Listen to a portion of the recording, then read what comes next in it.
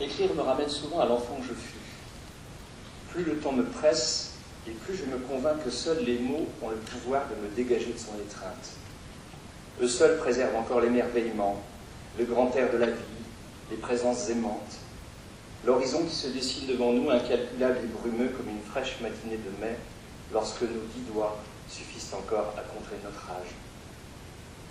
J'ai passé cette haute époque de ma vie dans la petite ville de Lorraine, Dombasle-sur-Meurthe, où je suis né en 1962, un matin glacé de février, et où j'ai fini par revenir, il y a 20 ans, moins par hasard, comme je l'ai cru alors, que mu par une inconsciente volonté de me mesurer au paysage qui m'avait vu grandir et aux années émiettées.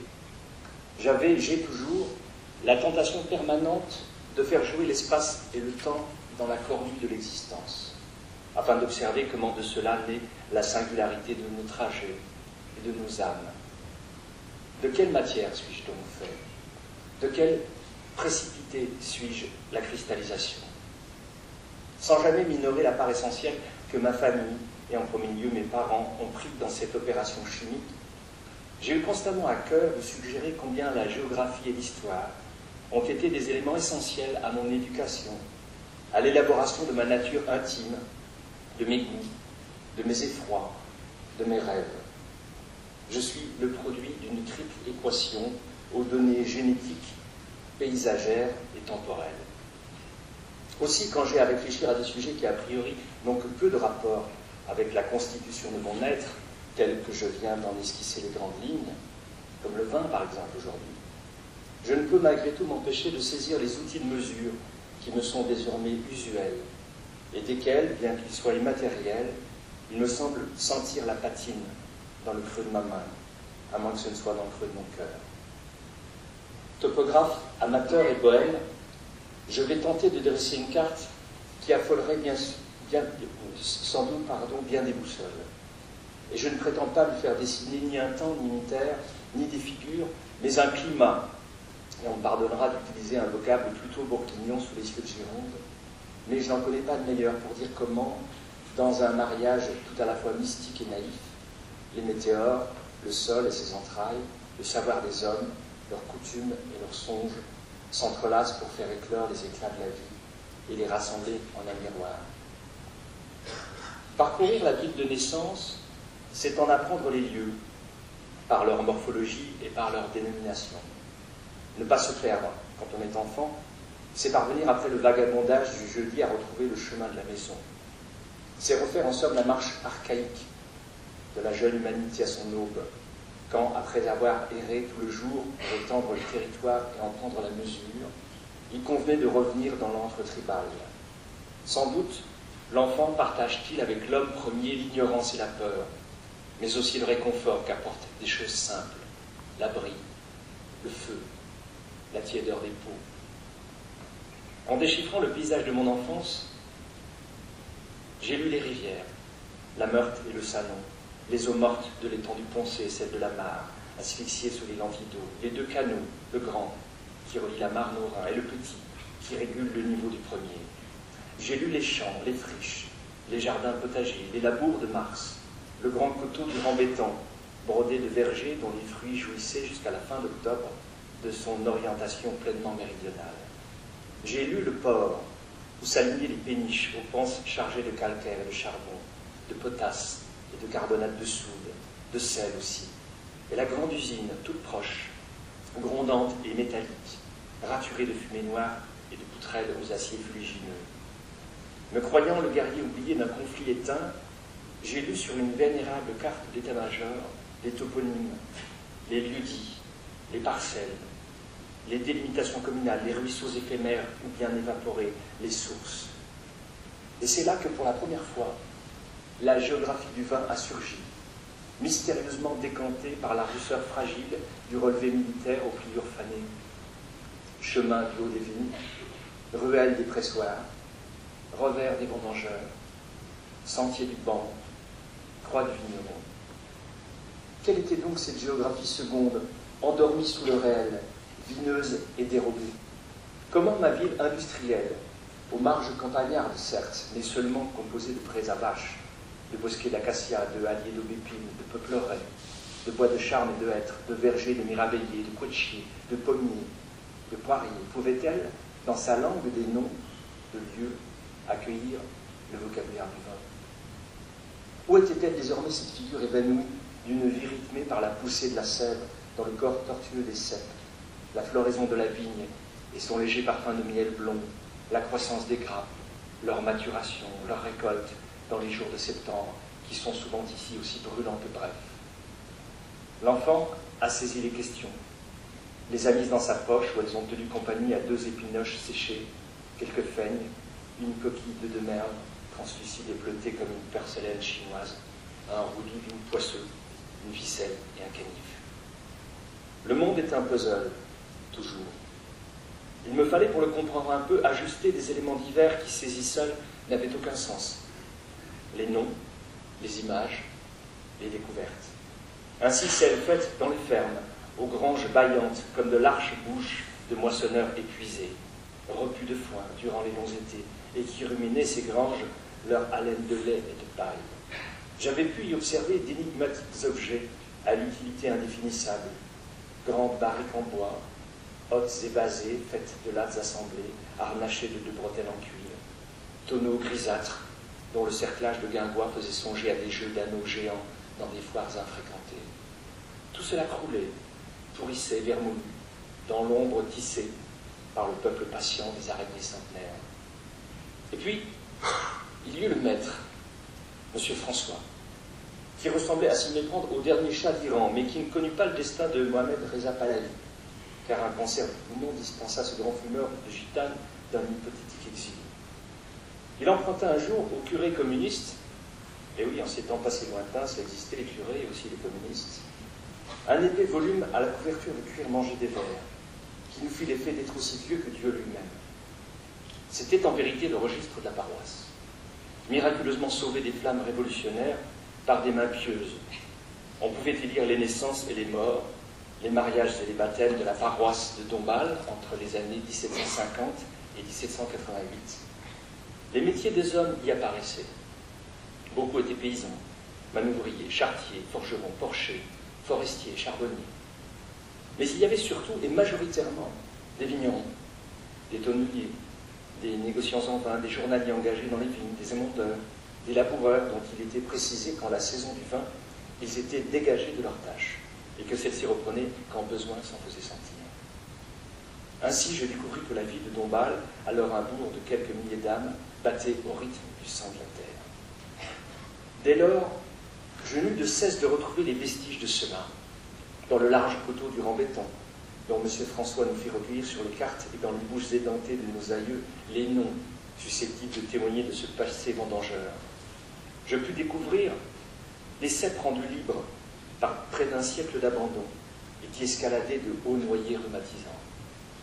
J'avais, dès lors, mon Atlantide. La vigne est éternelle. Malade, elle s'affaiblit, se recroqueville, se fait oublier, mais ne meurt que rarement.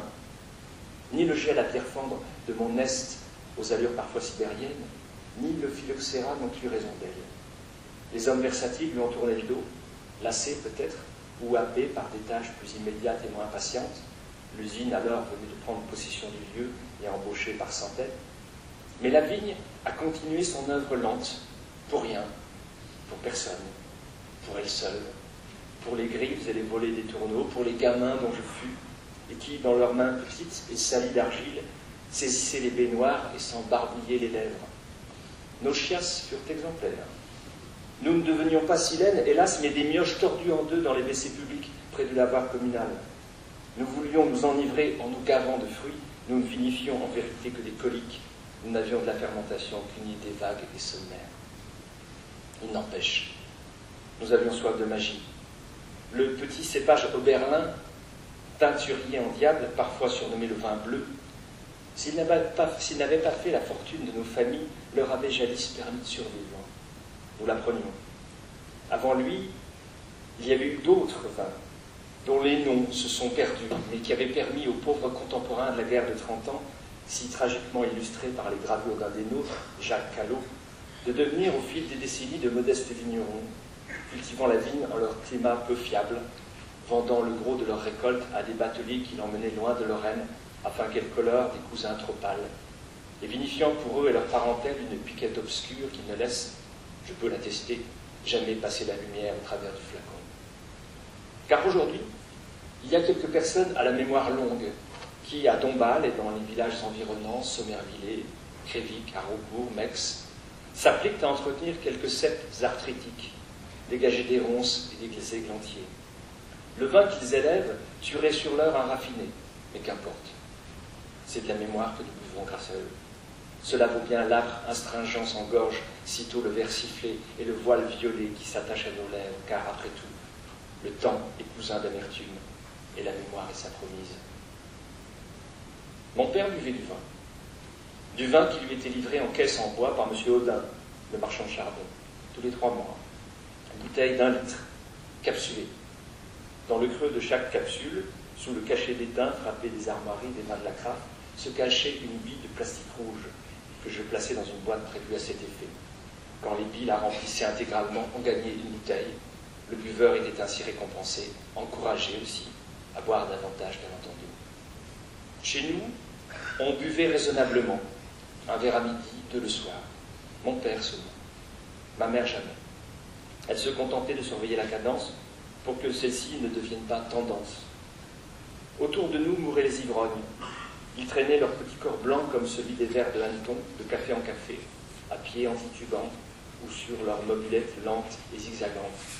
Ils mouraient tôt, maigres et fripés, les cheveux rares, la dent carriée, la peau grise, violacée par endroits. Je servais leur messe d'enterrement. Le curé trinquait pour eux. Leur cercueil bien léger disparaissait par la grande porte. J'essuyais le calice dans la sacristie. Monsieur Audin descendait les caisses de vin dans notre cave. Son visage, était couvert de poussière de charbon. Elle bordait ses paupières, le maquillant comme un Méphistophélès. Et quand il parlait à mon père, je pouvais voir sa langue ainsi que ses gencives très roses. Son cheval s'appelait Gentil, un percheron placide qui aimait sans espoir de retour, bourdonnantes et fiévreuses, des mouches bleues et vertes, moirées de reflets soie. Les litres de vin rouge faisaient une musique cristalline dans les caisses de bois que M. Audin jetait sur son épaule. Caisses et bouteilles étaient consignées. J'avais quelques difficultés à comprendre comment on pouvait être propriétaire du contenu, mais pas du contenant. L'enfance, ce sont les baisers du soir pour qui a la chance d'avoir de tendres parents. Celui de ma mère sentait le citron, car avant de se coucher, elle appliquait sur ses doigts crevassés par les travaux de ménage une crème parfumée à ce fruit. Celui de mon père sentait le vin ordinaire, le vin du litron, le rouquin, l'octroyé, le jaja, le papri, qui lui donnait une haleine de cellier humide et de fruits gâtés que j'aimais. Après leur baiser, je pouvais dormir, après eux seuls. Chaque dimanche, par un stupéfiant miracle, le vin de la Craft devenait sang du Christ. M. Audin fournissait aussi le curé. Je versais le vin dans les burettes. Plus tard, durant la cérémonie, quelques paroles, quelques prières, et le tour était joué. Le vin ordinaire se changeait en sang divin. Un temps, j'y ai cru. Un temps seulement. Car j'ai goûté en cachette avant et après. Rien n'avait changé. C'était toujours la même piquette. À croire que Jésus se fichait bien de nous avec ses muscles en hostie molle et sa vinasse qui lui coulait dans les veines. À d'autres que moi de se laisser prendre et d'espérer. Il n'empêche, je l'ai aimé ce vin âpre, qui à cette époque distinguait des autres classes sociales l'immense assemblée des gens de rien, les réunissant quotidiennement dans sa communion laïque, sa modeste célébration. Souvent, j'en précipitais quelques gouttes dans ma gourde remplie d'eau, avant chacune de mes expéditions vers le coteau dur embêtant. J'entourais ensuite la gourde en fer blanc d'un papier journal que je mouillais afin que le breuvage demeure au frais. Je la plaçais dans mon sac à dos avec un quignon de pain, 2 barres de chocolat, une carotte, un oignon. J'étais riche ainsi. Je pouvais aller dans le monde. Quelques heures plus tard, allongé dans l'herbe, près d'une source qui chuchotait à mon oreille le grand poème de la terre, gargouillant depuis Virgile, je regardais les hirondelles griffer le bleu profond du ciel de leurs ailes aiguisées. Je déjeunais heureux, Robinson continental. J'étais devenu le monarque comblé d'un royaume de broussailles et de vignes folles. Mon mot coupé de vin avait un goût ferreux, mais une souplesse de brocart. Ce n'était plus de l'eau, ce n'était pas du vin, Sans le savoir alors, c'était mon enfance que je buvais à la régalade, dans le grand oubli de ce que la vie allait être. Je veux parler de la vérité de la vie, qui contient, on le sait, davantage de limaille que de velours. Il arrivait que les dimanches, nous allions passer la journée dans les Vosges, nous entassant parents et enfants dans la 4L, à propos de laquelle, quand j'en aperçois une aujourd'hui, je me demande comment elle faisait pour nous contenir tous les 5. Mon père était né au cœur de ce massif enraisiné, dont les sommets ne sont pas très élevés, mais qui possède des vallées profondes et étroites, obscures même au plein cœur de l'été, et dont les hautes forêts de sapins noirs laissent passer parcimonieusement la lumière du jour, la cisaillant en fines bandes parallèles, avant de la laisser choir, poudrée, sur le sol de mousse céladon et d'aiguilles rousses. Le plus souvent, nous pique-niquions au bord d'un ruisseau. Les bouteilles de vin y prenaient le frais, posées sur le lit de sable rose. Des alevins de trutelles et cervelés, vibratiles, brefs et minces comme des cils électriques s'en approchaient, cognant leur gueule curieuse contre le verre. La forêt bourdonnait d'insectes. Les fougères me servaient de couche. Le temps s'assoupissait. Ma mère faisait sauter des pommes de terre à l'ail et au persil dans une poêle posée sur un réchaud à gaz en chantonnant des airs d'opérette. Assis dans un fauteuil de camping, mon père, en maillot de corps, buvait le vin glacé que je lui servais avec des manières. Il mimait une dégustation, telle que nous en avions vu dans les films populaires qui passaient à la télévision. Il regardait longuement la couleur du vin, qu'il connaissait pourtant par cœur. Il en humait le nez, qui ne sentait rien d'autre que le froid du ruisseau. Puis il en buvait une gorgée, dont il se gargarisait bruyamment, ainsi qu'il le faisait pour un bain de bouche. Et après avoir fait claquer sa langue, d'un air satisfait, il disait invariablement, avec une prononciation qu'il tentait de rendre distinguée, « De la rondeur, belle cuisse, vous pouvez servir, jeune homme. » Le servait, avec des manières empruntées à d'autres, nous rions. Mais il arrivait une fois ou deux par an que nous allions prendre le déjeuner le dimanche dans un restaurant. C'était un événement considérable qui nous laissait muets pendant 2 heures. Nous osions encore moins y parler qu'à l'église. Et quand nous le faisions, c'était de façon mesurée et à voix toujours basse.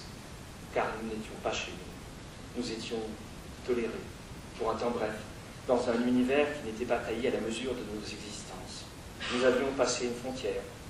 Les nourritures que nous mangions, là, avaient été préparées pour d'autres. En quelque sorte, nous les volions à leur bouche, plus délicates que les nôtres. Elles n'étaient pourtant pas d'un remarquable raffinement.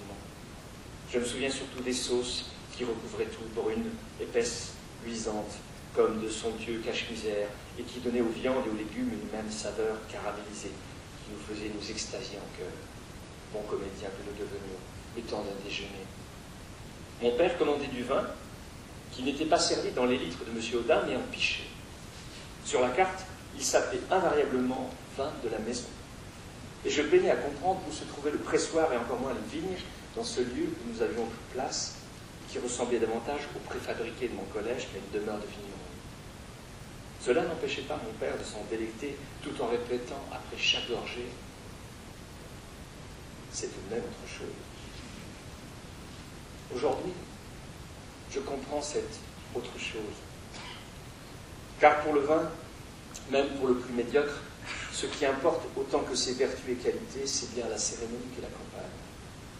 Le vin des dimanches au restaurant n'avait rien de commun avec le vin de tous les jours. Le vin de l'ouvrier, le vin du travailleur, le vin du quotidien souffrant et monotone. Même si, à n'en pas douter, il s'agissait peu ou prou du même breuvage 3 étoiles, issu de différents cépages de la communauté européenne, auquel on avait peut-être adjoint clandestinement quelques voisins provenant de l'autre rive de la Méditerranée. En bouteilles consignées sur la table de la cuisine, recouverte de la toile cirée parée de faisans morts et de lièvres assoupis, ou bien en piché de grès blond tout orné de pampres et de baies sur la nappe en vichy rouge de l'auberge des Grecs là, il changeait de nature. Il devenait autre en vertu d'une loi non écrite qui distingue le boire de la boisson, un peu comme Montaigne le fait avec le mourir et la mort.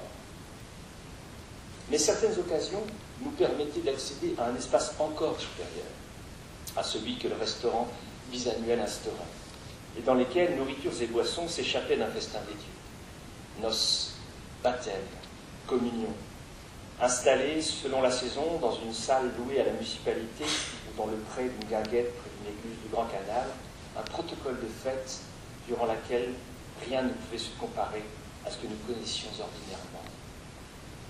Les vêtements, chaussures, coiffures dont nous étions affublés en ces jours singuliers nous transformaient en marionnettes, amidonnées et méconnaissables. Les longs menus qui attendaient, calligraphiés sur de faux parchemins aux côtés de dragées bleues ou roses, disséminés comme des pétales sur la nappe en lin blanc, déroulaient le poème d'un festin de mer rare. Écrevisses à la nage, rochers au beurre blanc, quenelle de riz de veau, bœuf en croûte, agneau de 8 heures, fromage de montagne, Saint-Varin au vieux rhum antillais, forêt noire, tarte de Vinci, sabayon à la pêche. Plus tard, j'ai lu Blaise Cendrars et ses menus, composés à New York, dans sa grande pauvreté errante. Combien je l'ai compris. Et puis, à la fois mentionné sur le même carton et patientant au centre de la table, il n'y avait non pas le vin, mais les vins. Alsace, Côte-du-Rhône, Bordeaux, Champagne, enclos dans des bouteilles de formes différentes, fines et lancées au trapu, bien bombées, courtaudes, ou encore droites et longues, puis courbées avant le boulot. Je les regardais comme on regarde des êtres différents, pleins des charmes et des grâces dont nous ne sommes pas pourvus, qui sont enviables en même temps que lointains, qui possèdent ce que ma mère appelait, avec une déférence tremblée, la distinction. Oui, ces bouteilles étaient distinguées. Elles étaient là pour les buveurs, mais elles leur faisaient comprendre quel délit se donnait à eux en ce jour seulement, et qu'il fallait les considérer avec déférence et soumission, car elles n'étaient pas de leur monde, elles nous faisaient tout passer. J'entendais les hommes en chemise de linon blanc, engoncés dans le costume de leur propre mariage qui remontait à quelques années déjà et qui faisait craquer aux coutures, cravatés au plus près de leurs gros coups fraîchement rasés, commenter les délices que ces vins leur procuraient. Au vrai, ce devait être là aussi peu différent de ce qu'ils connaissaient, mais il y avait superlativement la magie du moment, la magie du flacon et la magie du bouchon, car c'était bien ce qu'on appelait avec émotion des vins bouchés. Et le protocole de l'ouverture de la bouteille, au moyen du tire-bouchon, instrument droit sorti d'une chambre de torture, qui aujourd'hui encore me procure le frisson né d'un effroi ancien d'énucléation, garantissait à lui seul la haute qualité de ces vins, qui n'étaient pourtant à n'en point douter que bassement génériques, mais à la bataille, le moindre éperon fait figure de couronne. Au lendemain de la fête, les bouteilles vides gardaient encore de leur charme, et on ne se résolvait pas à les jeter car elles n'étaient pas consignées. On ne pouvait les rendre à M. Audin. Elles étaient uniques.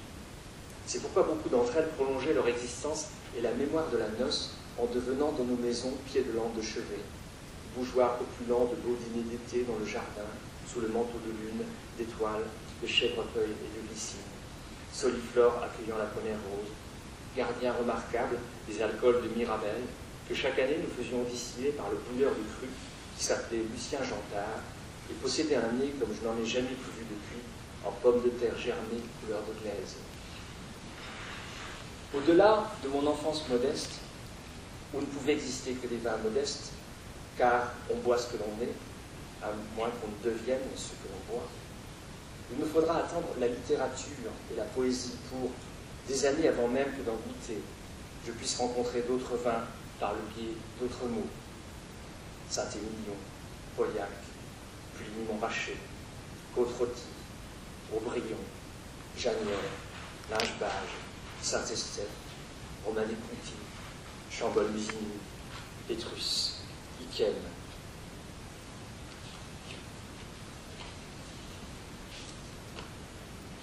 Oui, j'ai longtemps attendu. Mais c'est si bon, l'attente. Et on peut fort bien se griser le langage, comme on le fait de vin. Il est loisible, grâce à lui, de rêver le délice et l'ivresse. C'est aussi comme un amour. Comment un amour? Combien ai-je songé au sein des jeunes filles, à leurs cuisses, à leur ventre secret ennuagé de fourrure des années durant, avant que de pouvoir un jour y poser les lèvres. Mon père est mort fort vieux il y a quelques années. Bien avant lui, M. Audin avait déclaré son cheval et sa disparition avait signé l'arrêt de son commerce. Les supermarchés florissaient comme les jonquilles sur le revers du bois brûlé dans les premiers jours de mars. Mon père en fréquenta les rayons. Il se rabattit sur des picrates au prix dérisoire et dont les étiquettes exhibaient invariablement le visage poupin d'un moine aussi réjoui qu'obèse. J'eus beau souvent lui faire découvrir d'autres vins passionnants, subtils, vertigineux, à mesure que je faisais mon éducation et me perdais sans dommage dans le continent infini de la vigne, jamais il ne tourna le dos à ces vins rugueux, frustres et d'un seul bloc, qui ne parvinrent tout de même pas, comme je l'ai longtemps redouté, à lui trouer l'estomac. Je me souviens de la première fois où j'ai dégusté un vin de Mouton Rothschild. C'était le millésime 1983.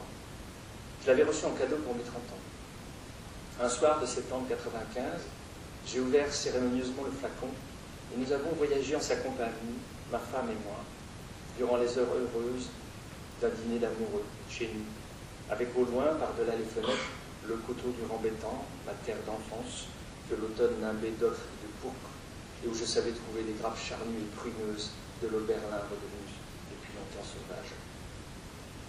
J'avais pris soin de réserver un peu de ce vin, car je voulais offrir à mon père le partage de mon éblouissement et de mon bonheur. Le lendemain, sous un prétexte mince, je l'ai convié à la maison. Il faisait un beau soleil pas. Nous avons parlé de tout et de rien. J'ai évoqué M. Audin, son nom de dieu septentrional, son visage d'œuvre charbonneux, ses casiers et ses sacs de charbon. Et aussi M. François, sa blouse grise, sa raideur de maître d'avant-guerre, son visage perse. Puis je suis allé chercher la belle bouteille ornée de l'œuvre de Steinberg. J'ai versé le vin qui restait dans 2 jolis verres en cristal de Pourcieux. J'en ai tendu un à mon père. Il l'a saisi de sa main amaigrée et tablée, un peu tremblante. Nous avons trinqué et bu, en silence. Et quand mon père a posé lentement son verre vide, il m'a regardé et m'a dit, en prenant tout son temps, et avec un air aussi distingué que possible, la phrase que j'attendais, et que je ne lui avais plus entendu prononcer depuis le lointain de mon enfance, de la rondeur. Belle cuisse, vous pouvez servir, jeune homme. Et j'ai compris soudain que le vin que nous buvions alors, ce vin parmi les plus grands du monde, malgré ses ors, sa légende et sa hauteur, était frère jumeau de tous les vins perdus. Merci.